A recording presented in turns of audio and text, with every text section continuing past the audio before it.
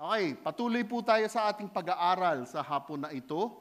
Buksan ninyo ang inyong mga Biblia sa Mateo 22, talata 15 hanggang 22. Maaari ko po ba kayong imbitahan tumayo lahat? Ako ay bumabasa sa versyon ng Magandang Balita. Mateo 22, Kabanata 22, talata 15. Umalis ang mga Pariseo at nag-usap-usap kung paano nila mahuhuli si Jesus sa kanyang pananalita. Kaya pinapunta nila kay Jesus ang ilan sa kanilang mga alagad kasama ng ilang tagasunod ni Herodes. Sinabi ng mga sugo, "Guro, nalalaman namin kayo'y tapat at itinuturo ninyo ng buong katotohanan ang ibig ng Diyos na gawin ng mga tao. Wala kayong itinatangi sapagkat pareho ang pagtingin ninyo sa mga tao.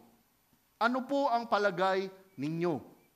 Naaayon ba sa kautusan na magbayad ng buwis sa emperador o hindi?"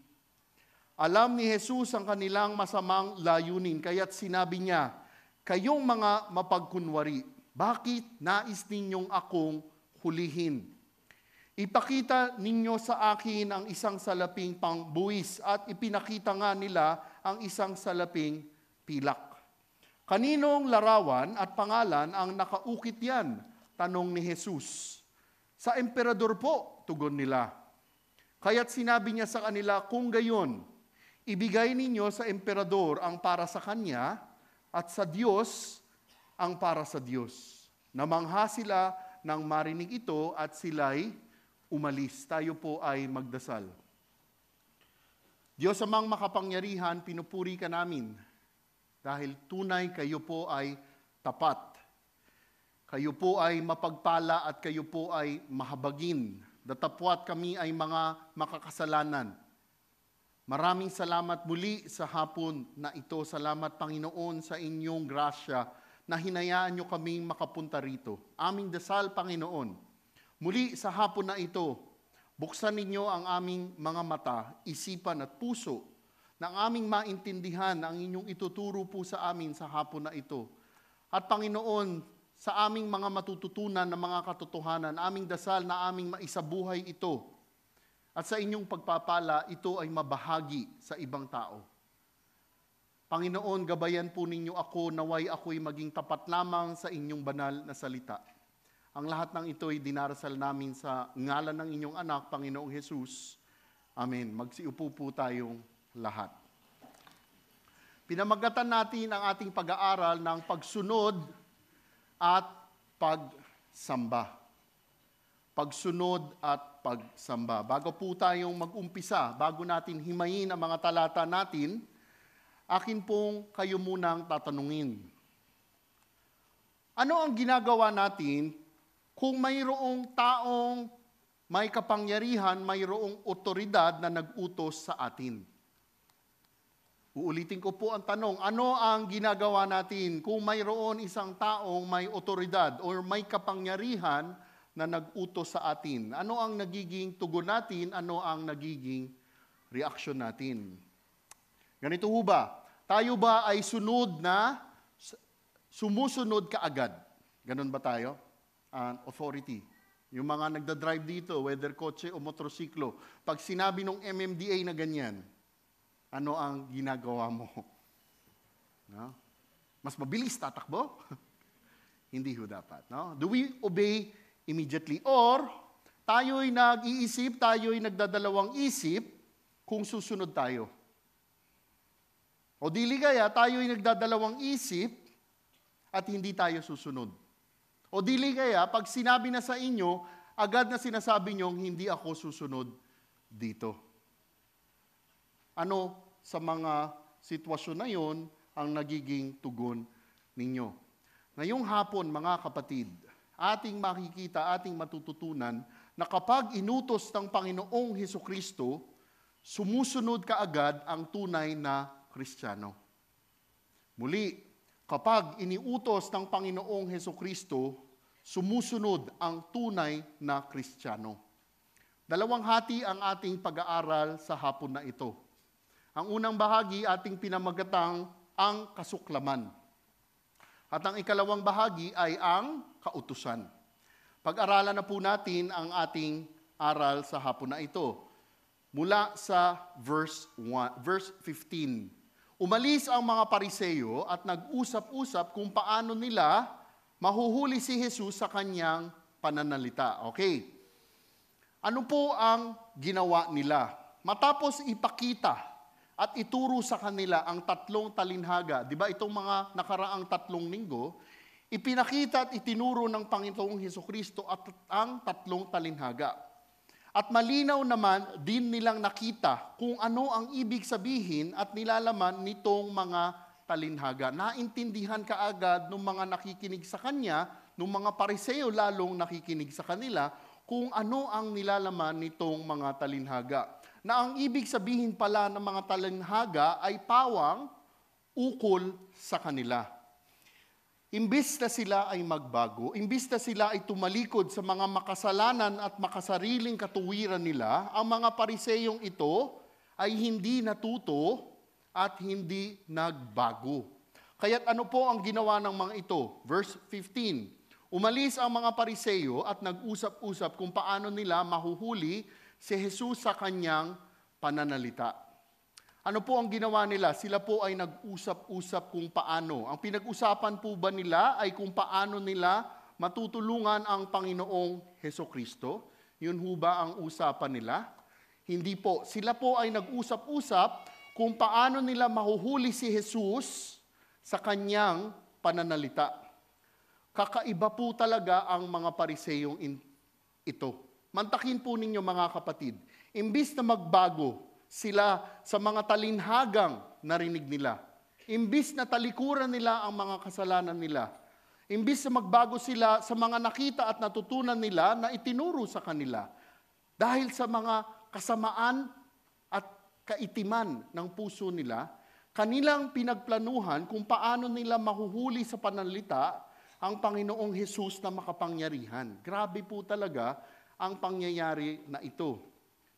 Kaya't nag-usap at nagplano sila. Ano po ang ginawa nila? Verse 16.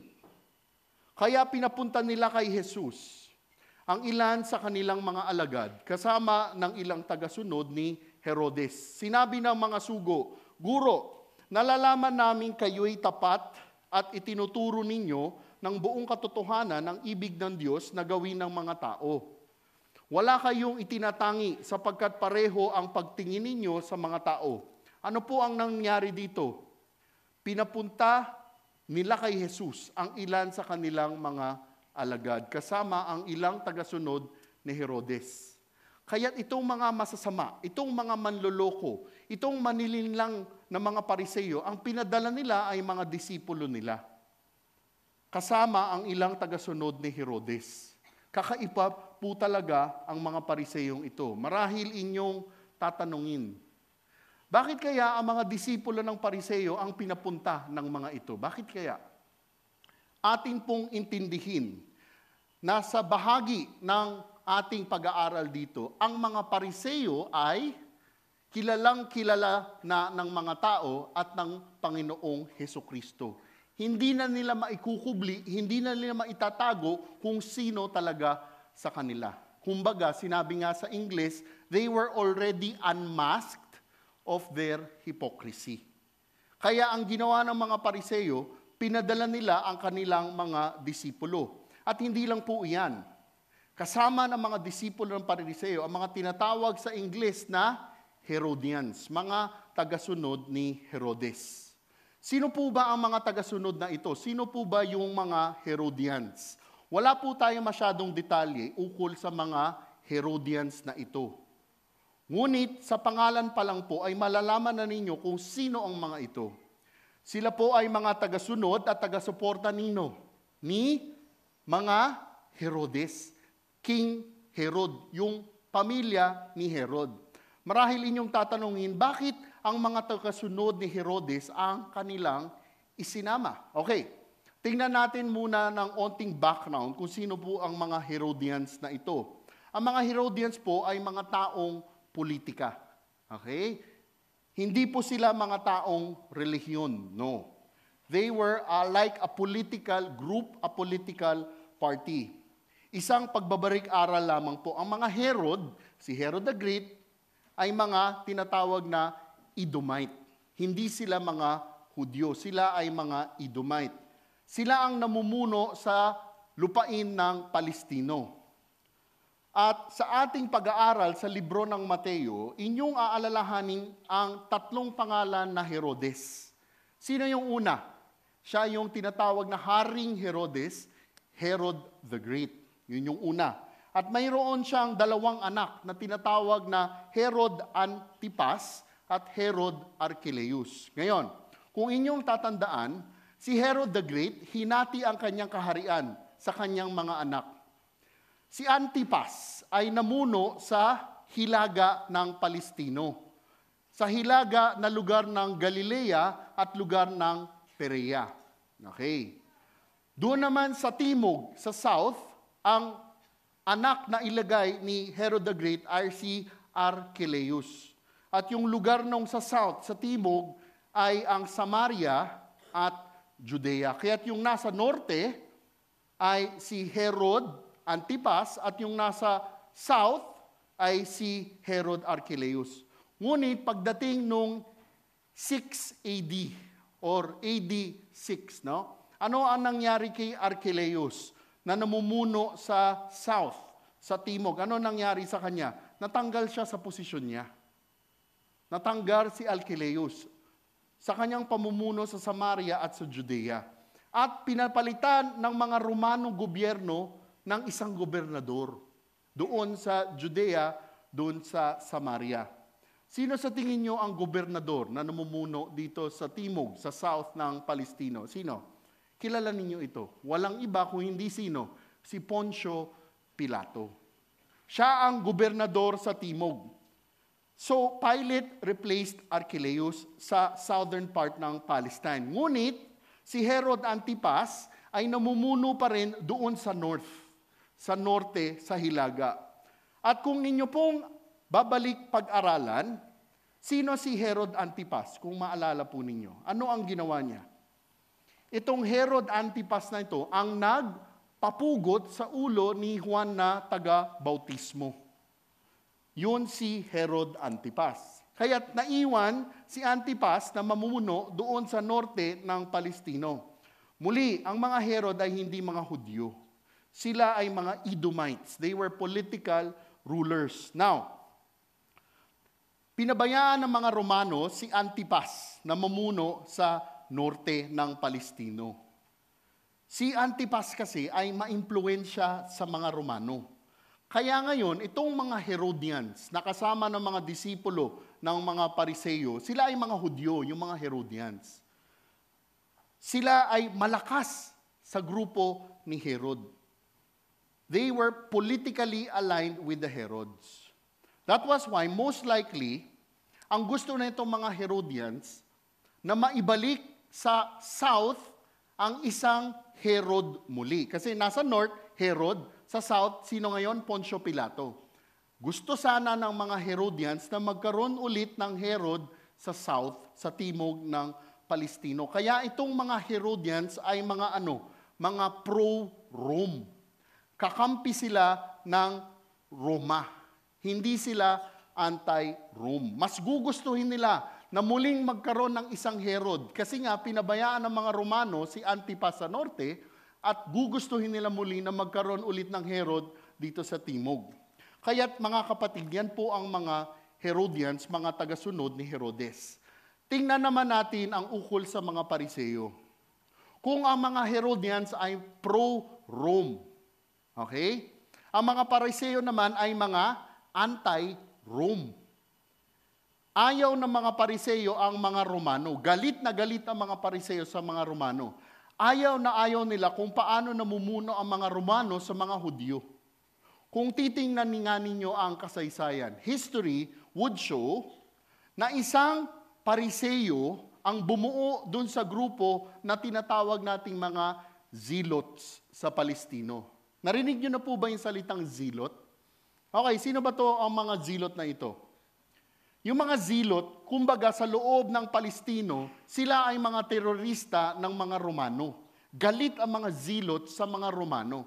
At ang mga zilots ay binuo unang-una ng isang pariseo. Ang pangalan ng pariseo na yon, sino? Si Zadok. Kaya't ang mga zilots ay nakakalat sa Palestino. Ganito ho ang mga zilots. Yung mga zilots, mayroon silang nakatago doon sa mga tinatawag nilang robe na maliit na espada, na kutsilyo, makaira. Nakatago. Kunwari, maraming tao nasa merkado. Ang zilot, pag may nakitang Romano na hindi nila gusto, maraming tao, kukunin nila yung espada nila, sasaksakin sa gilid ng puso, patay, tatago nila, biglang bubulagta na lang yung Romano. Patay, hindi malaman kung sino ang pumatay. Ganon ang mga zealots. At ang bumuo na isa sa mga zealot ay isang pariseo na ang pangalan na si Zadok. Kaya nga ang mga zealots ay anti-Rome. Kaya't ganito din ang mga pariseo. Ang mga pariseo ay anti-Rome din. Ang mga Herodians, pro-Rome, kakampi ng Roma. Ang mga pariseo, mga kaaway ng Roma. At pag tiningnan nyo dito sa aral natin na ito, sino ang nagsama? Ang mga pariseo at ang mga Herodians. Now, itong nangyari dito ay talagang kakaiba. Siguro inyong tatanungin, bakit lahat ipinaliliwanag ito? Itong mga anti-Roman na Pharisees at itong mga pro-Roman na Herodians, nagsama. Nagsama hindi dahil magkaibigan sila, nagmamahalan sila, hindi po. Dahil nagsama sila, dahil parehong galit sila sa Panginoong Hesukristo. They got together for one goal.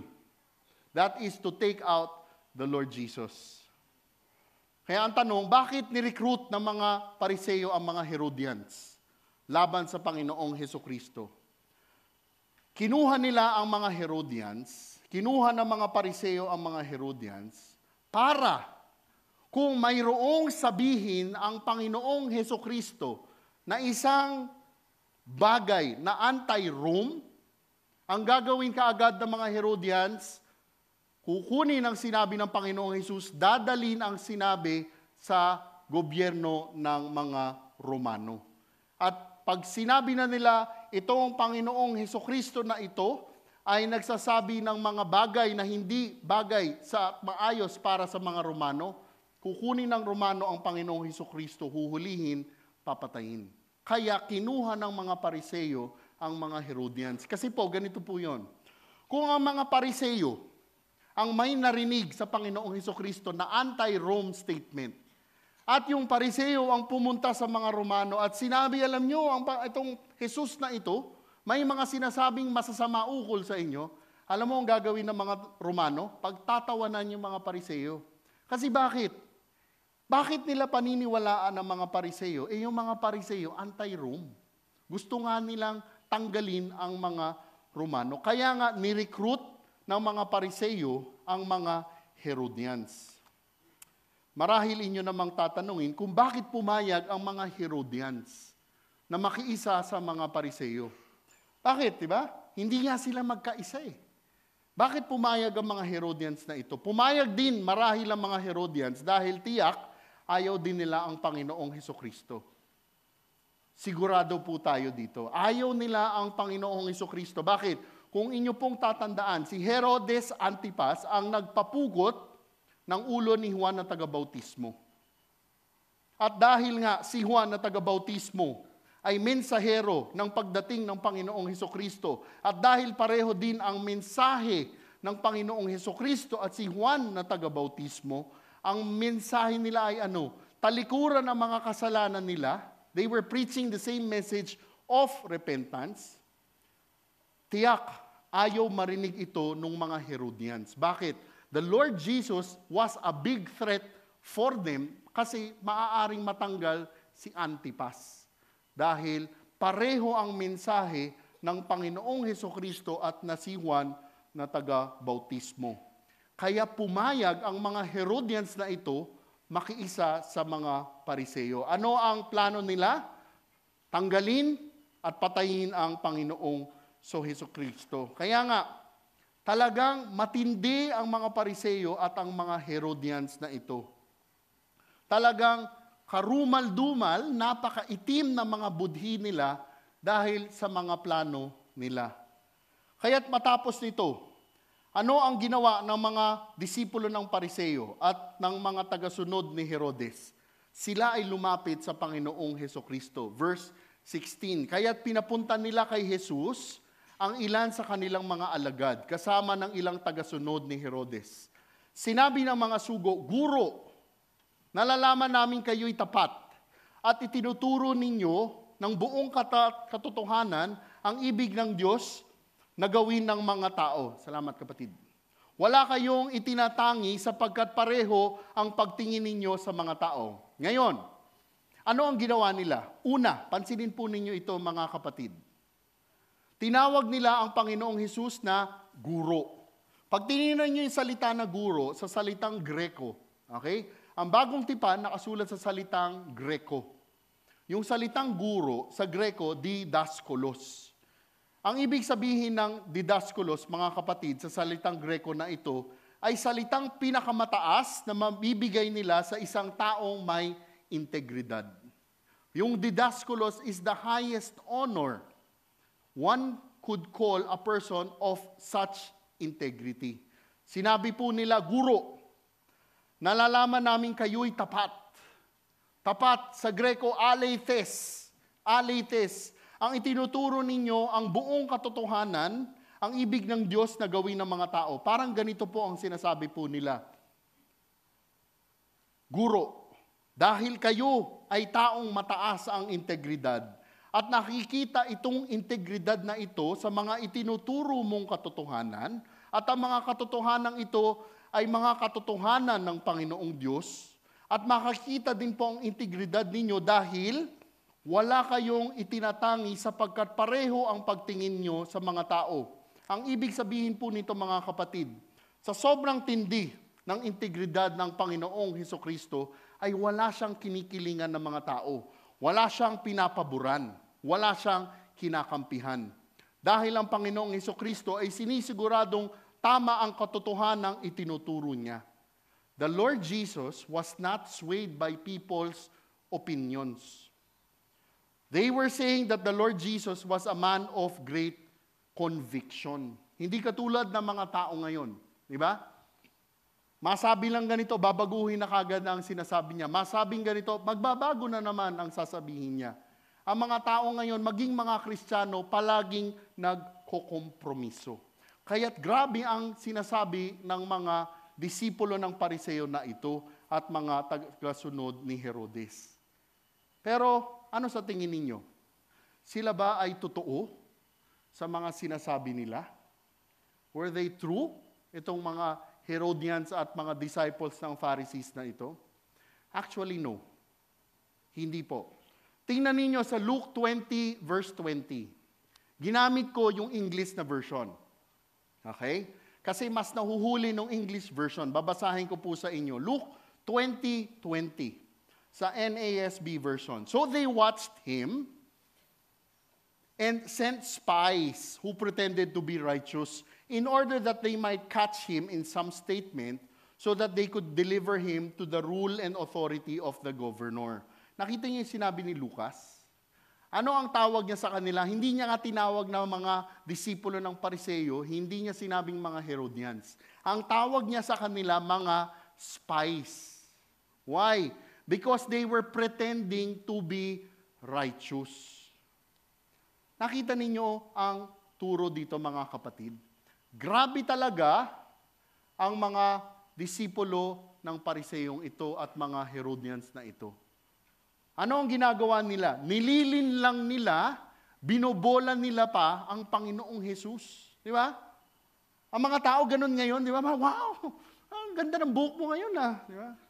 Wow! Ang ganda ng damit mo. Wow! Kamukha mo si... Pag nakita si Pastor, kamukha mo, Pastor si John Lloyd. Di ba? Pag nakita si Pastor George, di ba? Wow! Pastor, kamukha mo si Sir Chief. Di ba? Wag na sa akin, no? Ito ang ginagawa ng mga disipulo ng Pariseyong ito. Nililan lang nila, binubola nila ang Panginoong Hesus. Di ba? Kaya nga ang pinadala ng mga Pariseyo, yung mga disipulo nila. Kasi akala nila sa gawain na ito, mabobola nila, malilin lang nila ang Panginoong Hesus. Sabi ni Lucas, these were spies. English ang tawag dito, flattery. At alam niyo, pag tiningnan nyo ang salita ng Diyos, yung flattery, yung pambobola na hindi galing sa puso, matinding kasalanan po yan sa Panginoong Diyos. So they were flattering their way to the Lord Jesus. Tingnan nyo ngayon ang verse 17. Okay, matapos nilang bulahin, di ba? Ganyan, mga salesman, di ba? Oy, wow, ang ganda ng suot mo ngayon, ang ganda ng damit mo, parang ang ganda ng buhok mo, no? Parang pumapayat ka yata ngayon. Ngayon, pasok nila ang tanong nila. Ano ang sinabi nila? Ano po ang palagay ninyo? Naaayon ba sa kautusan na magbayad ng buwis sa emperador o hindi? After the flattery, pagkatapos nilang bulahin, pagkatapos nilang linlangin, ano ang sinabi nila? Binigay na nila ang tanong nila. Naaayon ba sa kautusan na magbayad ng buwis sa emperador o hindi? Sa English, mas eksakto yung sinasabi rito. Sa English ang sinabi, is it lawful to give a poll tax to Caesar or not? Sa salita natin nakalagay lamang buwis. Pero dun sa original na version nakalagay poll tax. Okay? Merong specific tax na sinasabi, yung poll tax. Now, tingnan natin kung ano ba itong poll tax na ito para maintindihan natin mabuti ang itinuturo dito. What was this poll tax? Ngayon, yung mga Romano, maraming ipinapataw na buwis. Okay? Maraming ipinapataw na mga buwis. Maraming buwis na ibinibigay na sinasabi ang mga Romano. Kailangan ng mga Romano ng pera para mapagawa yung mga structures nila, para mapatakbo yung organisasyon nila. Yung mga Romano ho, alam nyo, mga matitinding mga builders yan eh. Meron tinatawag na hanggang ngayon, makikita ninyo sa lugar ng Caesarea, no? Yung tinatawag na Great Roman Aqueduct. Wala lang ho akong picture dito, no? Pero napakalaki nitong Roman Aqueduct na ito, na makikita nyo hanggang today. Ano ang para saan yung aqueduct na yon? Yung aqueduct na yon para magdala ng tubig sa main city. At doon napupunta yung mga buwis nila.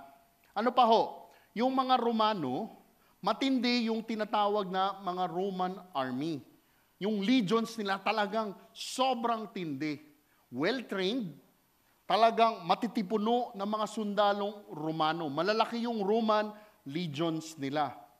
Dahil pinahahalagahan nila ang proteksyon ng mga tauhan nila, ng mga citizen nila. At dahil ganyan ang mga Romano, diyan napupunta yung binabayad na buwis sa kanila. Alam nyo, yung mga Romano, nung panahon na iyon, yung gobyerno nila sobrang organized. Kaya nga lumabas yung terminology na phrase, all roads lead to Rome. Kasi lahat ng mundo noon, tinitingnan ang mga taga-Roma. They were so organized, no? Ang seat of civilization is yung kung saan namumuno itong mga Romanong ito. At dahil sa ganito, dito napupunta yung mga buwis nila. Kaya nga, marami silang ipinapataw na mga buwis. Meron silang tinatawag na buwis sa mga lupain, land tax. Meron silang tinatawag na mga customs tax. Meron silang tinatawag na income tax. 1% yung income tax dun sa mga wage earners. Meron silang tinatawag na property tax. Meron din silang business tax. Ngayon, kung inyong ang pag-aaralan, yung taxing system nila, yung buwis nila, ay fair naman. Kaya't balikan natin ang ating pinag-aaralan. Sa King James Version, ang ginamit na salita, hindi poll tax. Ang ginamit na salita is tribute. Kung meron kayong King James Version dyan, tribute. or poll tax. Ano sa Greko yung salita na tribute? Yung tribute sa salitang Greko ay kansas. Ano yung kansas? Doon nang galing yung salita natin na census. Okay. Ano yung poll tax? Ano yung tribute tax? Ano yung census tax? Katulad sa panahon natin ngayon, yung mga Romano ay sinusubaybayan kung sino ang mga tao na nakatira sa sinasakupan nila. Meron silang census. They had a census tax. The Romans counted all the people. Katulad ng panahon natin ngayon. Although hindi lahat siguro tayo mayroon nito. Anong tinatawag natin? CTC? Sedula sa Tagalog. Di ba? Kukuha ka ng sedula mo, babayaran mo ito. Ito ang katumbas nitong tinatawag na census tax, poll tax, or tribute tax. Gusto ng Romano malaman kung sino ang nasa lugar na sinasakupan nila. Bawat tao nagbabayad nitong poll tax. Lalaki ka o babae ka, Hudyo ka o Romano ka. Bawat tao na nasasakop sa pamumuno nila, kailangan magbayad ng poll tax, census tax. At ano ang ibinabayad? Ano ang hinihingi nilang halaga? Ang halaga ay tinatawag na sa Ingles na 1 denarius. Dito sa nakasulat sa version natin, 1 pilak. Sa Ingles, ang 1 denarius ay ang bayad sa isang manggagawa sa isang araw. Ang bayad sa isang Romanong sundalo ay 1 denarius. So, a day's wage is a denarius. At alam po ninyo, mga kapatid, itong poll tax, census tax na ito, hindi gusto ng mga Hudyo. Kahit na ito lamang ay 1 denaryo. Kahit na ito lamang ay binabayaran 1 beses sa 1 taon. Ayaw na ayaw ng mga Hudyo itong tax na ito. Para sa kanila, ito ay isang matinding pang-aabuso ng mga Romano sa mga Hudyo. Bakit kaya? Di ba, ang dami nilang taxes eh. Pero itong poll tax na ito, ayaw ng mga Hudyo. Historical background kung ano ang poll tax na ito. Di ba sinabi ko kanina, si Archelaus natanggal nung AD 6. Okay? Kasabay nung taon na iyon, nagkaroon ng malaking rebellion sa lugar na iyon. At yung rebellion na iyon ay pinamunuan ni Judas of Galilee. Okay? Hindi ito yung Judas sa 12 ng Panginoong Hesukristo kasi AD 6 pa ito. Judas of Galilee ang namuno doon sa rebellion. And yung tema nga niya sa rebellion na ito, sa English ganito, God is our only God. God is our Lord. And God is our ruler. We will not pay this tax to Rome. Yun ang tema nitong rebellion na ito. At alam ninyo kung ano ang punot dulo ng rebellion na ito? Ito ay dahil ayaw nila yung binabayaran na poll tax, census tax. Ayaw nila nung buwis na yon, kahit na 1 denaryo lamang iyon. At ano nangyari sa rebellion na iyon? Namatay si Judas of Galilee kasama yung mga kasamahan niya. Patay lahat sila. Naubos yung rebellion na iyon. Ngunit, yung init at galit ng rebellion na iyon, dinala pa rin sa puso ng mga Hudyo. Hindi ho nawala. Natalo nga si Judas of Galilee, ngunit yung galit ng mga Hudyo, nasa puso pa rin ng mga Hudyo. Ayaw nila yung tinatawag na poll tax. Isa pa, historical background. Sinulat nung historian na si Josephus, okay? Sikat na historian ito ng mga Hudyo. So natapos na yung rebellion nung AD 6. Pagdating ng AD 66, okay? AD 66 na.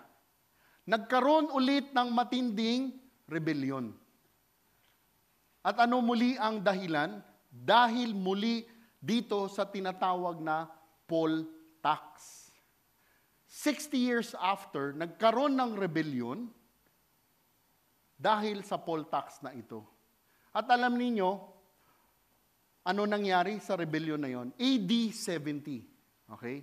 Way beyond after Jesus Christ already died, resurrected, and ascended to heaven. Sa AD 70, nasira ang Jerusalem, nasira ang templo, nabura ang templo ng mga Hudyo. Dahil sa poll tax na ito, na naging dahilan ng rebellion na ito. Kaya ko ipanililiwanag ng mabuti ang konteksto na ito, no? Maiintindihan ninyo mamaya, ano ba ang implikasyon na sinasabing na poll tax na ito? Para sa mga Hudyo, yung poll tax, census tax, tribute na ito, ayaw na ayaw ng mga Hudyo. Kaya't nang itinanong ito ng mga disipulo ng mga Pariseo at ng mga Herodians dito, ano ang maaaring mangyari? Kung sasabihin ng Panginoong Hesus, bayaran ng buwis na poll tax, masisira ang Panginoong Hesus sa mga Hudyo. Kung sabihin naman ng Panginoong Hesus, huwag bayaran ang poll tax, lagot naman ang Panginoong Hesus sa mga Romano. Kaya nga't itong pangyayari na ito, sobrang tindi. Talagang nililinlang nila ang Panginoong Hesus, iniipit nila ang Panginoong Hesus. Para pag may sinabi ang Panginoong Hesus, lagot ang Panginoong Hesus. Kaya't ano nangyari? Ano ang naging sagot ng Panginoong Hesus? Makikita po ninyo yan pagkatapos ng unang prinsipyo. Ang mga hindi sumasampalataya sa Panginoong Hesukristo ay gagawin ng lahat para siraan at pulaan ang Panginoong Hesukristo. Uulitin ko ho. Ang mga hindi sumasampalataya sa Panginoong Hesukristo ay gagawin ang lahat para siraan at pulaan ang Panginoong Hesukristo. Mga kapatid, akin kung kayong tatanungin, sa paanong paraan kaya makikita sa ating mga buhay na di natin tunay na pinaniniwalaan ang banal na kasulatan? Uulitin ko ho. Sa paanong paraan kaya makikita sa ating mga buhay na di natin tunay na pinaniniwalaan ang banal na kasulatan? Ito ay maaaring sa pamamaraan na di natin ito pinag-aaralan, di natin ito pinagbubulay-bulayan. In what way do we show in our life that we do not really value and believe in God's Word? Ito pa ho. Sa paanong paraan natin kaya pinipili lamang ang ating titingnan sa banal na kasulatan upang ating patunayan na ang banal na kasulatan ay hindi galing sa Diyos nating makapangyarihan? Ulitin ko ho ang tanong. Sa paanong paraan kaya natin pinipili lamang ang ating tinitingnan sa banal na kasulatan upang ating patunayan na ang banal na kasulatan ay hindi galing sa Diyos nating makapangyarihan? How do we try to discredit God's Word?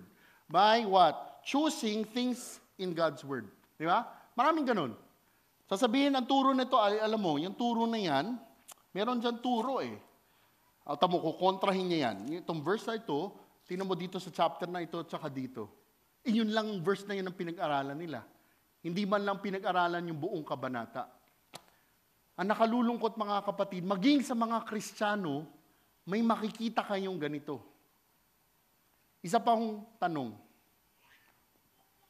Dahil tayo dapat dito ay mga tunay na Kristiyano, okay? Ang konteksto ng tanong na ito, para sa mga Kristiyano. Sa paanong paraan kaya tayo umaasta na parang hindi isang Kristiyano dahil sa sobrang baba at tingin natin sa mga turo sa banal na kasulatan natin? Ulitin ko po, sa paanong paraan kaya tayo umaasta na parang hindi tayo Kristiyano dahil sa sobrang baba ng tingin natin sa mga katotohanan ng banal na kasulatan natin? Christians should have a high view of God and His Word. How does it show in our life?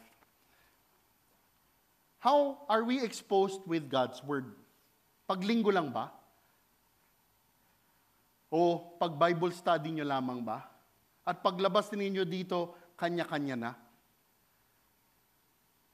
Kaya nga mga kapatid, ano ang maaaring maipagdasal natin? Upang maging tapat tayo sa mga turo at katotohanan na ibinibigay ng Panginoong Hesukristo. Alam niyo, sasabihin natin, grabe yung mga disipulo ng Pariseyong iyon, no? Grabe yung mga Herodians na yun, no? Alam niyo, in our own little way, there might be some Pharisee inside us, some Herodian inside us. Pag may nakita tayong ayaw na turo ng salita ng Diyos, ay, ayoko yan, di totoo yan. Imposible yan. Ganon ho ba tayo dito? Kapag iniutos ng Panginoong Hesukristo, sumusunod ang tunay na Kristiyano. Tingnan natin ang ikalawang dibisyon.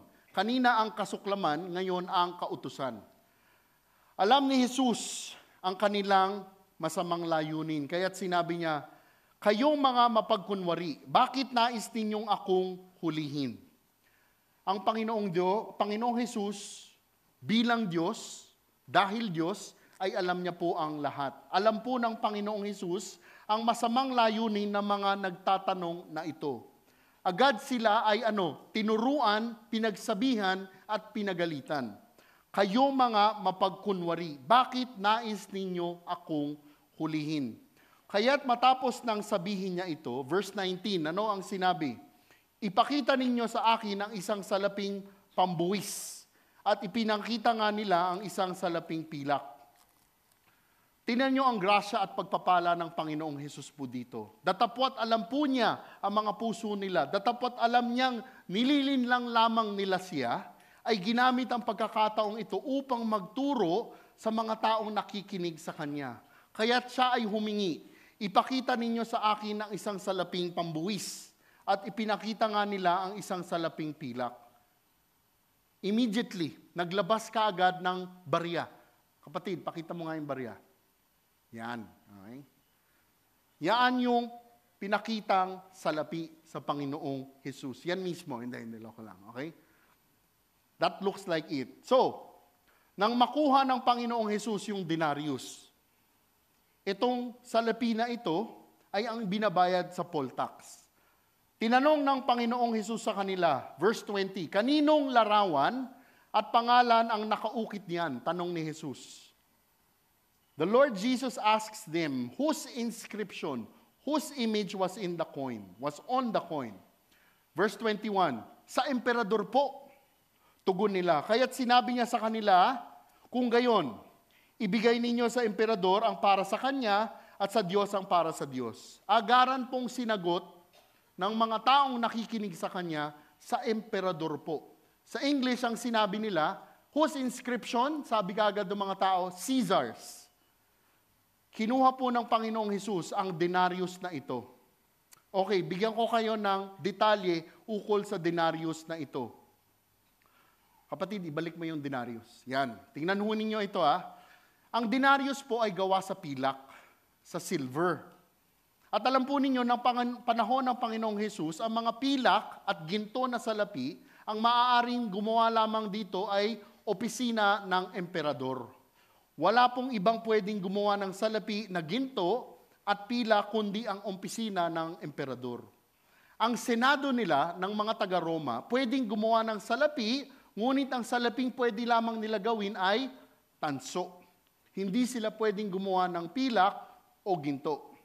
At kung titingnan po ninyo ang denarius na ito, sa isang gilid, sa left, mayroon kayong makikita ng isang imahe. Yan ang imahe ng emperador. At hindi lang po yan ang nakalagay diyan. Ang imahe na to ay may nakasulat pa sa gilid nito. Ano ang nakasulat doon sa gilid na yon? Pontifex Maximus. Okay, mamaya ko ipapaliwanag kung ano yon. Ganito ang ginagawa ng mga hari ng panahon ng Panginoong Hesukristo. Inilalagay nila yung mukha nila para ipakita na sila ang may kapangyarihan sa lahat ng tao na may hawak na ito. Coins had images in the coin's face to show that they are sovereignly ruling over the people. At alam po ninyo, dahil po mayroong imahe na nakasulat dito, may mukha, para sa mga Hudyo, galit na galit sila sa salapi na ito.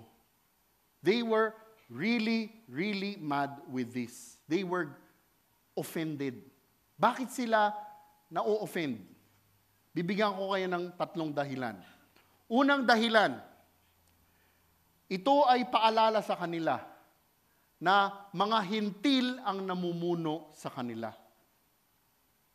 The Jews didn't like the Gentiles. Ayaw ng mga Hudyo ang mga hintil. At tuwing nakikita nila ang barya, ang salapi na ito, nakikita nila, naaalalahan nila na ang namumuno sa kanila ay mga hintil. Ayaw nila iyon. Unang dahilan. Ikalawang dahilan, napansin ninyo, mayroong imahe ng emperador.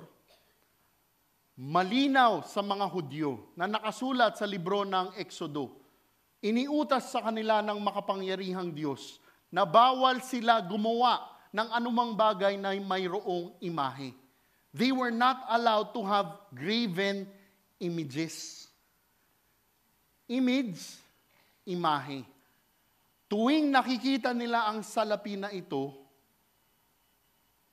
ay isang blasphemy sa pananampalataya nila. Hanggang ngayon, mga kapatid, pag nakakita kayo ng Hasidic Jew, meron tinatawag na Hasidic Jew sa Israel, at sinubukan mong picturean yung Hasidic Jew na yan, alam mo gagawin sa'yo ng Hasidic Jew? Kukuha ng bato, babatuhin ka. Dahil ayaw nila na mapicturean sila. Dahil para sa kanila, bawal ito. First reason, naaalala nila na hintil na mga Romano ang namumuno sa kanila. Ikalawang dahilan, nakikita nila itong bawal na dapat na ginagawa nila. Yun ho ang ikalawang dahilan. At ibibigay ko yung ikatlong dahilan mamyang kaunti. Kaya nga't, nang sinabi ng Panginoong Hesus, verse 20, kaninong larawan at pangalan ang nakaukit dyan, tanong ni Hesus? Sa emperador po. Caesars, tugon nila. Kaya't sinabi niya sa kanila, kung gayon, ibigay ninyo sa emperador ang para sa kanya. Yung image na ito, kay Tiberius. Okay? Kay Tiberius. Most likely, yun ang hawak na salapi ng Panginoong Hesus. At nakasulat doon kanina, Pontifex Maximus. Kapatid, ibalik mo. Nakikita nyo itong nasa kanan na ito, na imahe? Yun isa, mukha. Itong nasa kanan, ano ang imahe? Nakaupo si Tiberius sa isang trono na nakasuot ng robe ng isang kataas-taasang pare na mayroong korona. Ano ang ibig sabihin ng Pontifex Maximus? Ito ho ang ibig sabihin niyan. Tiberius, the divine son of Augustus. Nakuha po ninyo? Pontifex Maximus. Hindi lang po itong barya na ito, itong pilak na ito, isang salapi. Ngunit ang itinuturo ng salapi na ito, si Tiberius ay isang Diyos. This particular coin was showing them that the emperor is divine. Coins during that time was proof of what? Emperor worship. Noong mga panahon ng mga Romano, pag hindi ka sumamba sa emperador nila, papatayin ka. Yun ang konteksto ng salapi na ito. Kaya nga't mga kapatid, yun ang dahilan kung bakit galit na galit ang mga Hudyo dito sa buwis na ito, sa poll tax, sa census tax. Dahil yung denarius na pinambabayad dito, ito ang nilalaman nito. Kaya't ano ang sinabi ng Panginoong Hesus?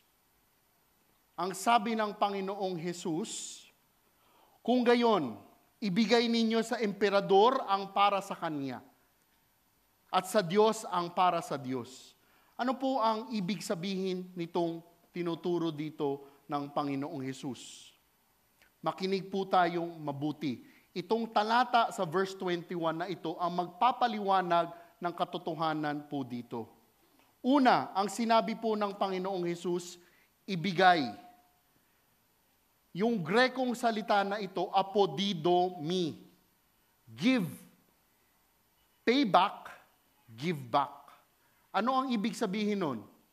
Yung pagbabayad ng buwis na sinasabi ng Panginoong Jesus sa kanila ay isang parang utang na kailangan nilang bayaran.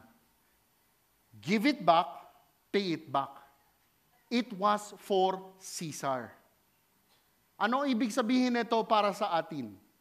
Ano ang konteksto nito? Ano ang pagsasabuhay nito? Simply saying, we pay our taxes. Ang mga buwis ay dapat bayaran. Ito ay nararapat dahil para itong isang utang sa mga gobyerno. Ang sinasabi ng Panginoong Jesus, pay back, give back what is Caesar's.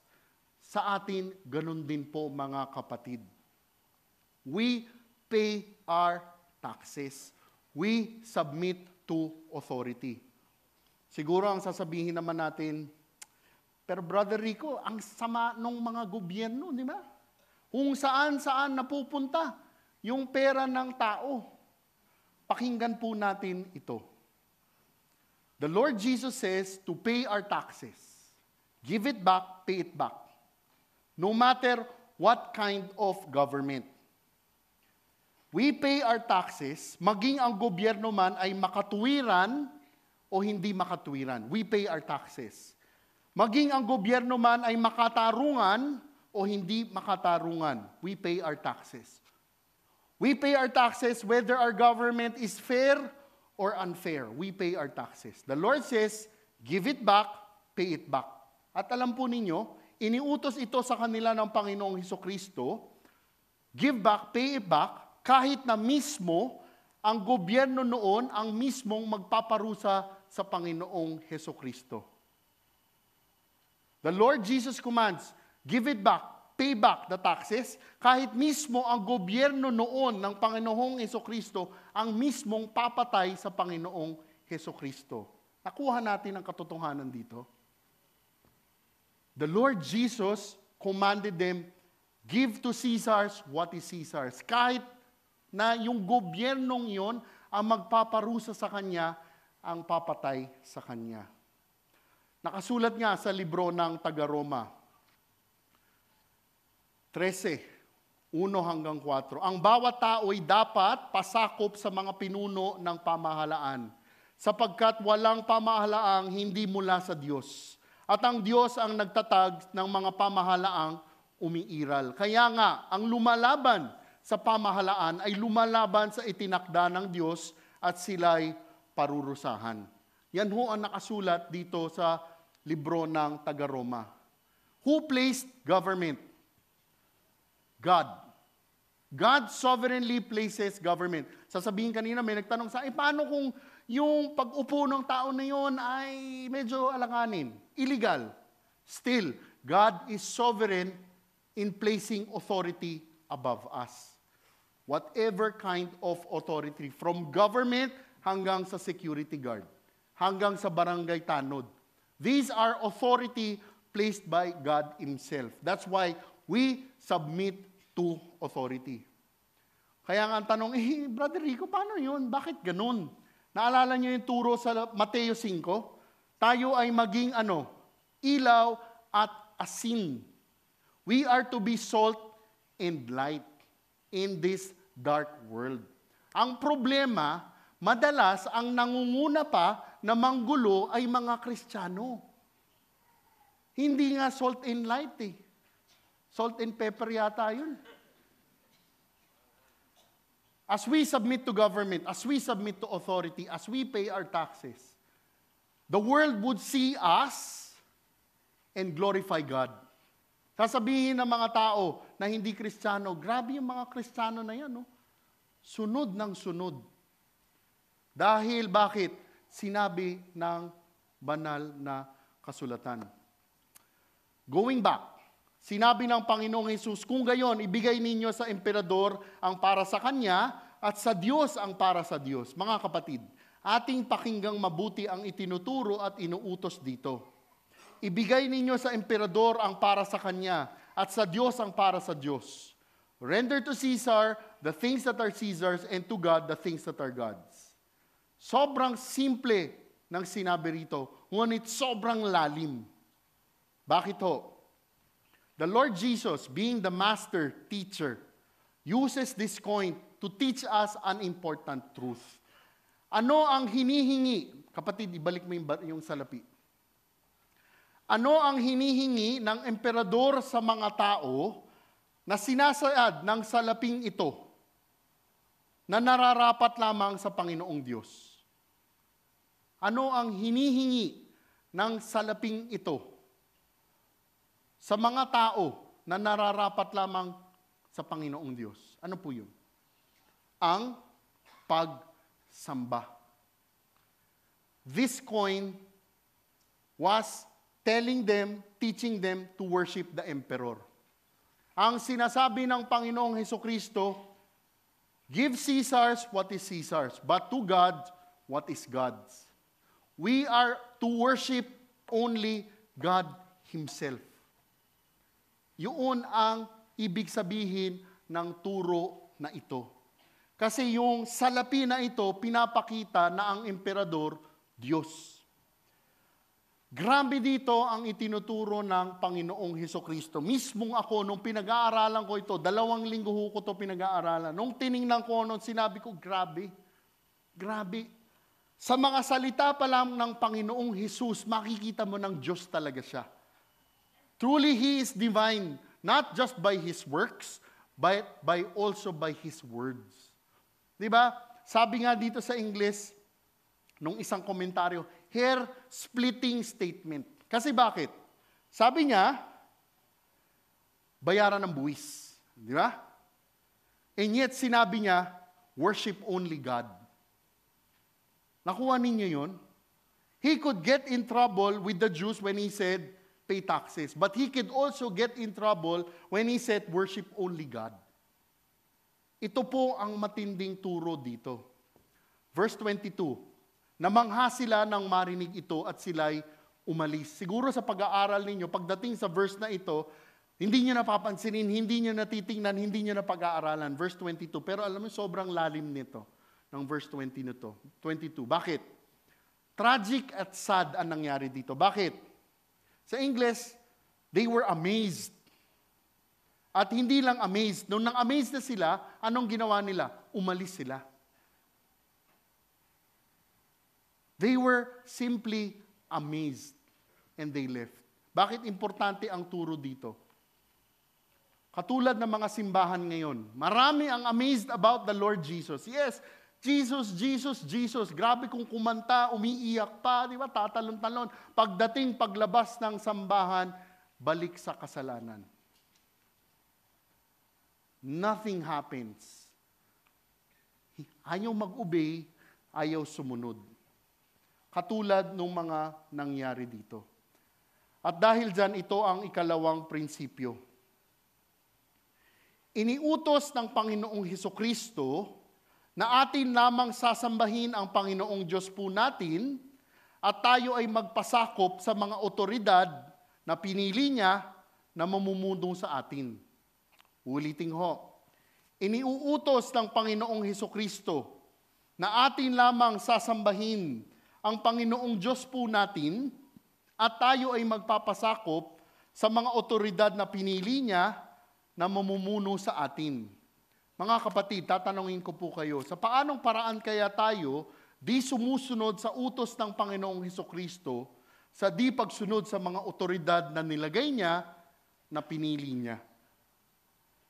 Uulitin ko ho, sa paanong paraan tayo di sumusunod sa Panginoong Hesukristo sa di pagsunod sa mga may kapangyarihan na inilagay niya para gabayan tayo, para bantayan tayo. Anong klase yan? Maaaring sa pagbabayad ng buwis. Maaaring yung mga otoridad sa gobyerno, hindi tayo sumusunod. Maaaring yung mga otoridad sa opisina ninyo. Maaaring mga otoridad sa mga eskwela ng kabataan dito. Mga kabataan, yung mga magulang ninyo, sinusunod po ba ninyo? Pag hindi tayo sumunod sa mga otoridad na yan, ay hindi tayo sumusunod sa Panginoong Diyos. Mga kapatid, sa paanong paraan kaya tayo sumusuway sa utos ng Panginoong Diyos po natin sa di pagsamba lamang sa Kanya? Di ba? Marami ang magtuturo, marami ang magsasabi, okay, we pray to this, we pray to that. Malinaw sa banal na kasulatan. We are to worship God alone. God deserves our soul worship. He alone deserves all glory. Kaya nga mga kapatid, sa ating pagtatapos, ano ang ginagawa ngayon natin kapag ang utos na binigay sa atin ay galing na sa Panginoong Diyos? Do we hesitate? Do we obey? Do we disobey? Alam ho ninyo, hindi tayo makakasunod sa Panginoong Hesukristo kung hindi tayo tunay na Kristiyano. Only true Christians can obey the Lord Jesus. Kung hindi ang Panginoong Hesukristo ang personal na tagapagligtas mo, baliwala lahat ang turo na ito. If you have not accepted Jesus as your Lord, as your Savior, baliwala ito, hindi mo magagawa ito. And if you say na ang Panginoong Hesukristo na ang tagapagligtas mo, ano ngayon ang gagawin mo sa pag-uwi mo? Sa mga utos sa iyo, sa mga turo sa iyo ng Panginoong Hesukristo. Tayo po ay magdasal. Diyos amang makapangyarihan, pinupuri ka namin dahil tunay kayo ay tapat. Kayo ay makapangyarihan sa lahat. Kayo po ay mapagpala. Panginoon, maraming salamat muli sa araw na ito. Maraming salamat, Panginoon, sa mga katotohanang itinuturo po ninyo. Aming dasal, Panginoon, sa lahat ng katotohanang itinuro nyo sa amin. Alam namin, Panginoon, na sa sarili naming lakas, sa sarili naming kakayan, ay hindi po namin magagawa ito kung hindi sa inyong tulong at sa inyong kapangyarihan. Panginoon, tunay, mahirap sumunod palagi sa mga utos ninyo. Ngunit sa pagpapala ninyo, kami dumudulog sa inyo, Panginoon, tulungan po ninyo kami. Gabayan po ninyo kami, patnubayan po ninyo kami. At Panginoon, sa aming pag-uwi, aming dasal, na ang lahat ng mga natututunan namin ay maibahagi namin sa ibang tao, upang sila rin po ay makilala kayo, tanggapin kayo, at tunay na mga maging Kristiyano. Panginoon, pag-ingatan ninyo kami sa aming pag-uwi at naway sa linggo na ito, sa lahat ng gagawin namin, kayo'y aming mapapurihan. Kayo ay aming kaisa-isang mabigyan ng kaluwalhatian. Ang lahat ng ito'y dinarasal namin sa ngalan ng inyong anak, Panginoong Hesukristo. Amen. Palakpakan po natin ang Panginoong Diyos.